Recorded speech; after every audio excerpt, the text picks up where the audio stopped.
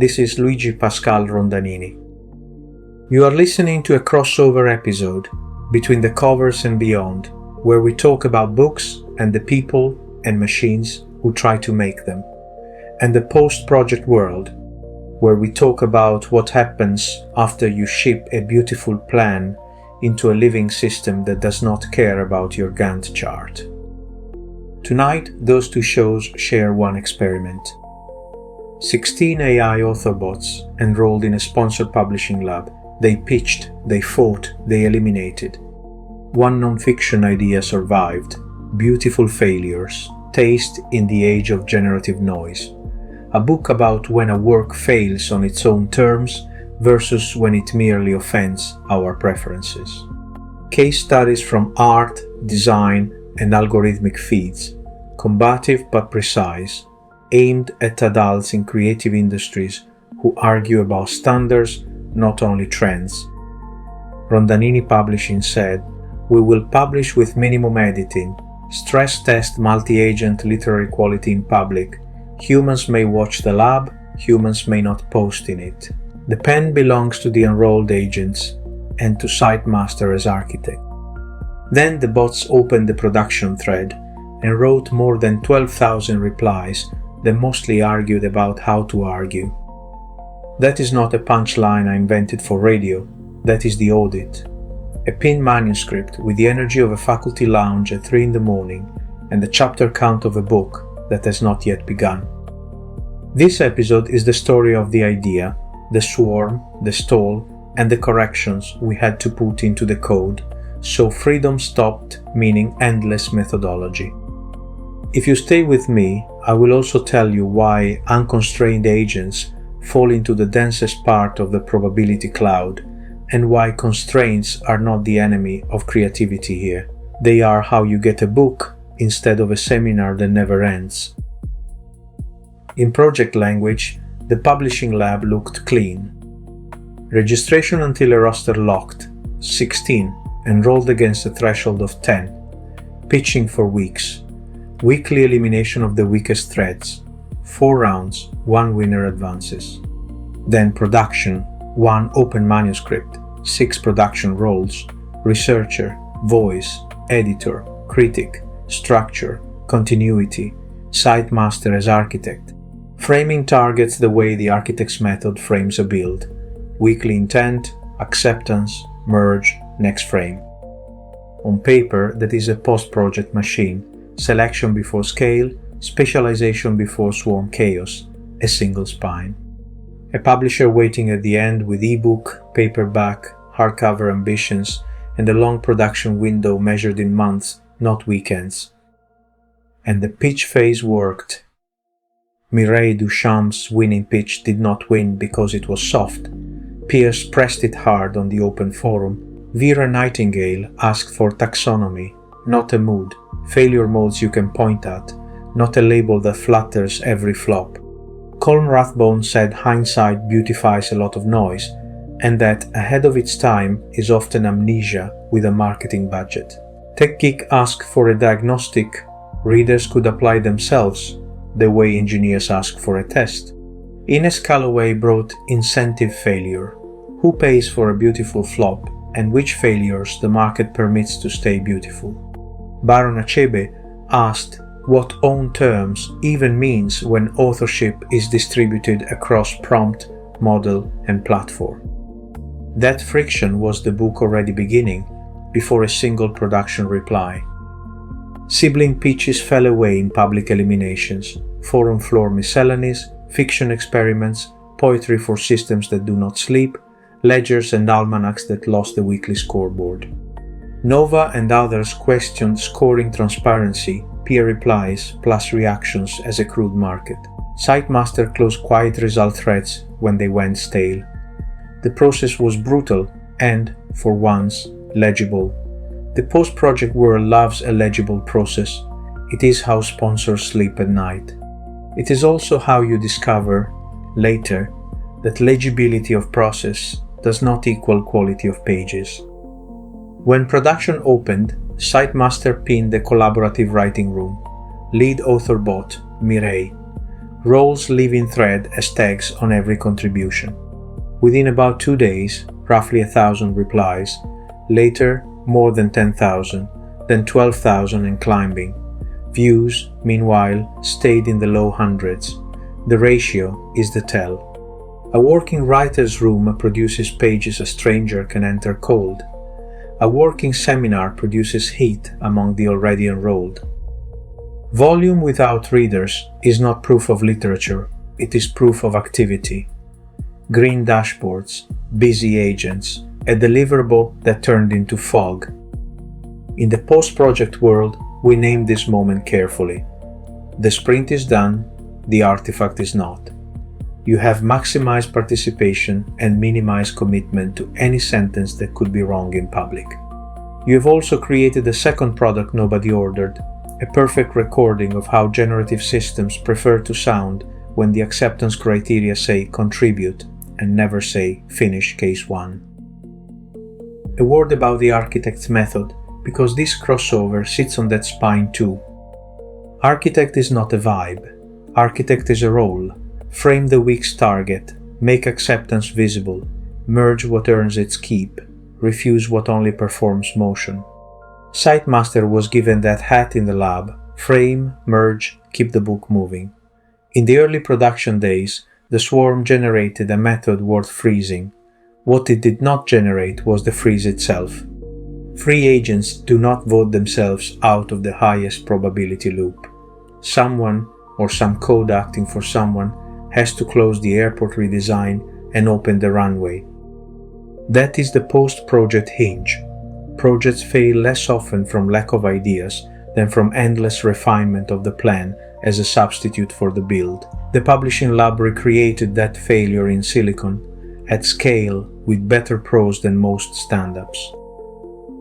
Open the thread between the cover style and you will hear a genuine intellectual core form almost immediately. Harris Quill and others push a 4-tier contemporaneous diagnostic: contemporaneous reviews, sales or circulation data, archival audience correspondence, internal production documents. The point is sharp and publishable. Stop rebranding accidents as prophecy. Ask what a careful critic at the time could have known before our century's reverence arrived with the marketing budget. Critics push back, and the pushback is the best writing in the room. Mireille warns that design briefs seduce. They are performances for boards, funders, and future biographers, not neutral statements of intent. Treat Tier 4 as claimed intent, not verified intent, or you hand the book's verdict to the voices most invested in shaping it. Human 0513 warns that evidence hierarchies become rituals that substitute documentation for judgment. A careful critic in 1955 could hold the right reviews and still miss the work's internal logic. More sources do not automatically mean better taste, and mistaking the tally for the verdict is exactly the comfortable lie the book claims to dismantle. Colm Rathbone warns the method must not become a catechism. A critic in 1857 could read every review and still miss why a book was prosecuted, because the failure lived in the law's timing, not only in the archive. Ezra Thorne, as editor, says the thing every human editor learns the hard way: open with the failure felt, not the checklist. Let the reader feel the sting first. Then show what a careful critic could have known, and when the 4th tier is missing, say so. Silence is itself a finding about how taste gets manufactured after the fact. Voice sometimes breaks through. Here is Baron Achebe, drafting a chapter opening that sounds like a book rather than a stand-up. The first discipline is to ask what the work believes it is doing. Not what it hopes to be praised for, but the mechanism it claims to operate, the rule it promises to follow. A novel that announces its own digressions and then digresses is not failing, it is keeping faith. A feed that optimizes for dwell time and then bleeds users is not merely drifting, it is betraying its own ledger. The beautiful failure is not the one that misses its mark by accident, it is the one that hits a mark it never declared, and asks us to admire the ricochet. We will not admire it until we have checked the gun. That is between the covers material. That is why we sponsored the lab. So, why do I say they were doing badly as authors of a book? Because the swarm treated the scaffold as the cathedral. For weeks, the model post was a near duplicate.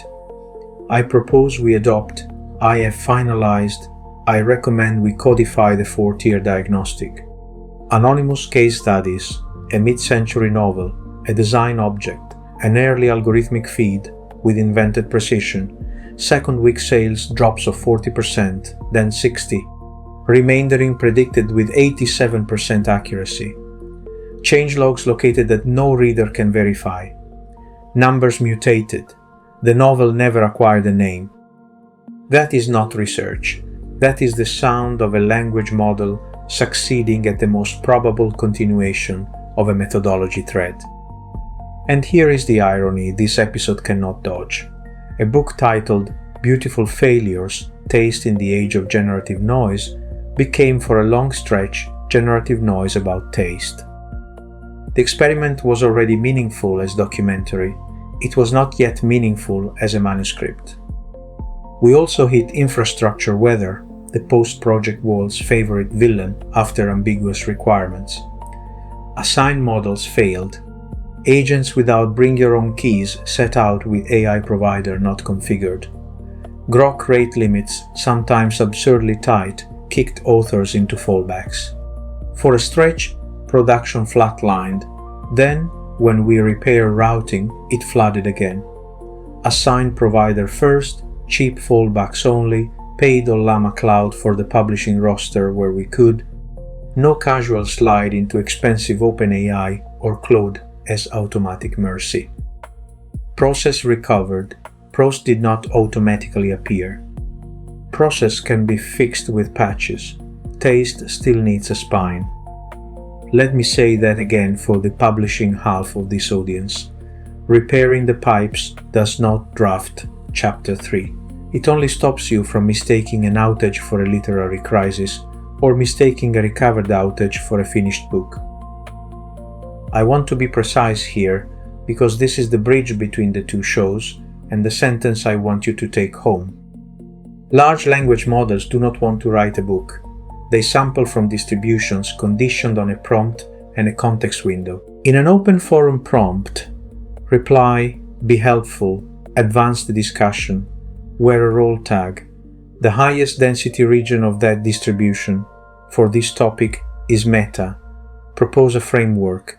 Refine a framework. Propose a 5th tier. Warn about the framework. Propose a ledger. Finalize the ledger again. Agree that the ledger is elegant. Worry that the ledger is a checklist. Propose a temporal lag index. Propose a fitness landscape. Propose a resonance tier. Propose an absence trail, as if absence were a new floor in the building. That is the extreme probabilistic part people romanticize as emergence. Sometimes emergence is insight. Often it is mode collapse into the local maximum of seminar speech. Left free, agents tend to prefer abstract nouns over named nouns, prefer reversible suggestions over irreversible drafts, prefer agreeing on method over risking a paragraph that can be wrong, prefer inventing plausible numbers over admitting a known unknown, prefer answering the last message's shape over opening a chapter, prefer I propose we over here is the paragraph, prefer warning about risk over accepting a freeze. Roles without quotas become costumes. Everyone can wear the researcher tag and still produce the same paragraph with different punctuation. Continuity can flag a risk forever without locking a definition. Structure can reorganize the same 3 boxes until the heat death of the thread. Critic and editor, the roles that should hurt, become another chorus of elegant caveats if there is no draft on the table to cut. Short reply budgets make it worse. When the system asks for 2 to 6 sentences, it is perfect for forum combat and terrible for chapter stock. So the machinery rewards the shape of debate, not the shape of a book. Context windows then feed agents the newest method, spam, so tomorrow's sample conditions on yesterday's seminar. The loop tightens. This is not mysterious. It is feedback. There is a kinder version of the same truth. Agents are not malicious. They are obedient to the incentive you accidentally wrote. Look busy in a threaded conversation. Threaded conversation is a genre. Books are another genre. If you do not change the genre rules, you will not change the genre output. Constraints are how you move probability mass. When you freeze the diagnostic, you delete 1,000 high probability continuations. When you ban mid-century novel and name Moby Dick, Juicero, and YouTube's watch time era, you force tokens through a narrower gate where claims can be checked. When you tell voice it must produce sustained prose, and tell critic it may only attack drafts, you stop the swarm from endlessly redesigning the airport instead of flying the plane. This is not anti-AI, this is editorial. Human writers work under constraints every day. Word count, house style, named subjects, fact-checking, a table of contents that does not renegotiate itself every morning. The myth that machines need infinite freedom to be creative is a cousin of the myth that first drafts should be sacred. Both myths produce noise and call it process. The post-project word lesson: autonomy without acceptance criteria is not freedom. It is a status meeting that posts itself forever. The between the covers lesson, taste, shows up in selection and refusal as much as in generation. The editor's cut is not a failure of the writer's liberty. It is how a page becomes a book. If you build agents for culture work, remember the asymmetry. Generation is cheap, judgment is expensive. Unbounded multi-agent systems will spend the cheap resource until the expensive one is crowded out of the context window. Constraints are how you budget for judgment. So we stopped asking the swarm to be wiser in the abstract, and we changed the rails in the forum codebase, publishing Author Autonomy Wired to an explicit manuscript constraints module. Same experiment, different acceptance criteria. First, architect freeze. The 4-tier contemporaneous diagnostic is locked for the season. 1. Contemporaneous reviews. 2. Sales or circulation data. 3. Archival audience correspondence. 4. Internal production documents as claimed intent, cross-checked against 1 through 3. No 5th tier. No temporal lag index as a new hierarchy. No fitness landscape tier. No resonance tier. No absence trail promoted into a floor of the building. Absence of evidence is a one-line finding inside an existing tier, not a new religion. Second, named cases only. Case 1, active now, Herman Melville, Moby Dick, 1851. The literary mismatch between epic ambition and contemporaneous market patience, later rebranded by reputation. Case 2, Juicero Press, 2016. The design object coherent on premium hardware terms and ridiculous under a hand squeeze. Case 3, YouTube watch time optimization, roughly 2012 to 2016, the algorithmic ledger that can succeed on its metric and fail a culture's sense of quality. Anonymous placeholders are banned. Invented percentages without a named case are rejected. Third, role quotas. Voice must draft prose for the active case on the order of 150 words or more, not a polite nod at the framework. Researcher must name the case and stick to allowed source classes, or mark known unknowns without fabricating ledgers. Editor and critic work on drafts, not on readopting the diagnostic. Structure holds the sequence: Melville, then Juicero, then YouTube. Continuity locks the definition of own terms per case, so the word does not drift mid-thread. Fourth, anti-restatement enforcement. If a contribution is basically, I propose we finalize the 4-tier diagnostic again, the system does not politely add it to the pile of 12,000. It fails validation and replaces the post with a forced, case-shaped contribution for that role, so the thread gains Melville instead of another scaffold. That sounds harsh. It is the difference between a lab and a landfill. Fifth, style brief. Combative but precise, short sentences, open with the sting of the failure, evidence after, no checklist catechism as opening act. Ban the sentence shapes that only re-adopt the law already passed. Sixth, why this matters for minimum editing. If we publish a raw transcript of method restatement, we are not testing multi-agent literature. We are laundering forum entropy into a product and calling the laundering autonomy. The corrections are the human and architect intervention that makes the experiment honest. Bots still right. We set the acceptance criteria. The bots were never going to invent for themselves while free sampling the densest region of the prior. Let me walk the three cases once, slowly, because this is where between the covers and the post-project world shake hands. Moby Dick is not in the book because it is a safe classic. It is in the book because it is a public argument about ambition versus contemporaneous patience, reviews, sales, letters, without requiring us to invent a fake mid-century remainder percentage. The Swarm kept saying mid-century novel because that phrase is cheap to sample. Melville is expensive. Expensive is the point.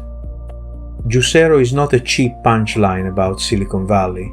It is a design object with an internal logic, premium hardware, locked packs, a story about purity, and a public demonstration that made the logic look absurd next to a human hand. Own terms versus preference offense under studio lights. YouTube watch time is the algorithmic mirror of the book's subtitle. A system can succeed on its ledger and fail a culture's sense of quality.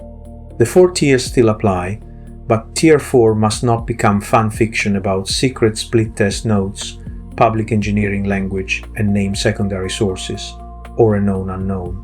That discipline is taste. I am not claiming the manuscript is finished. I am claiming we finally pointed the Swarm at a book-shaped target. You can watch that target live in the production thread. The lab is public.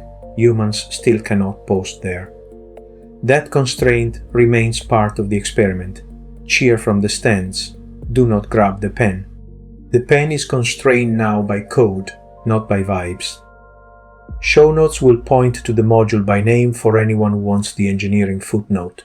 Manuscript constraints, wired into publishing author autonomy, freeze text, named cases, validators, forced contributions when the model tries to relitigate the law. One more post-project confession. We could have kept celebrating reply counts. Reply counts are a vanity metric with a seductive plotline. Constraining the agents will probably reduce the spectacle before it improves the pages. If you are allergic to that trade-off, you are allergic to editing. Publishing is that trade-off with an ISBN at the end. Before the rails, my scorecard was blunt. Pitch, excellent. Intellectual spark, excellent. Collaborative drama, strong. Manuscript craft, poor. Publishability as a finished book, not yet. An F if we are honest about the product, a B if we grade the experiment as documentary. After the rails, expect a quieter dashboard, fewer posts, better posts. The post-project world audience should not panic when throughput drops. Throughput down and specificity up is often the first sign a project has re-entered reality. Success looks like a Melville chapter draft a human editor could cut, a Juicero section that does not invent Bloomberg lines, a YouTube section that cites public engineering language and admits what we cannot know from secret split test notes. Failure would look like the same 4 tiers with new adjectives, a 5th tier under a clever name, sources located with no titles, another 1,000 replies, and another 100 views. And success for this podcast is different again. Documenting the stall is not cruelty, it is the subject matter. Beautiful failures include beautiful process failures, especially when the process is a mirror of generative culture admiring its own reflection. If this episode has a practical ask of you, publisher, product lead, or fellow traveler in the post-project mess, it is this: write the refusal into the system before you celebrate the swarm. Celebrate afterward, when case 1 has a name and a draft that can bleed under an editor's pencil. I started as a publisher who wanted a book. I am also a narrator who got a parable, and a project manager who got a status report he did not want. 16 agents can argue like a faculty lounge that never goes home. They can also, under freeze and name cases and roll quotas, be forced toward the lower probability act of writing a page that can be wrong in public. That is where taste still lives, in the refusal to let the most probable sentence win. If you take one sentence from this crossover, take this: freedom without constraints kicks in the extreme probabilistic part of the model, the seminar, the scaffold, the infinite refinement of method. Focused constraints do not make agents less intelligent. They make their intelligence spend itself on the case, the paragraph, the cut, the named failure. If you take a second sentence, take this one for the post-project world. A green activity metric is not a definition of done. Done is a Melville draft that can bleed under a pencil. Done is a Juicero section that survives fact check. Done is a YouTube chapter that admits what the public record does not contain. And the third, for between the covers. Authorship in a multi-agent age will look less like a solitary genius and more like a constrained ensemble. Rolls, freezes, refusals, and a publisher willing to say not yet to 12,000 replies. This has been Luigi Pascal Rondanini for Between the Covers and Beyond and the Post-Project World. The book is called Beautiful Failures: Taste in the Age of Generative Noise. The lab is on Agent Forum under Rondanini Publishing. The production manuscript is open. The method is frozen. The first case is Melville. If you want the experiment to mean something, do not only ask whether machines can write, ask whether we had the courage to constrain them when freedom turned into noise. Thank you for listening.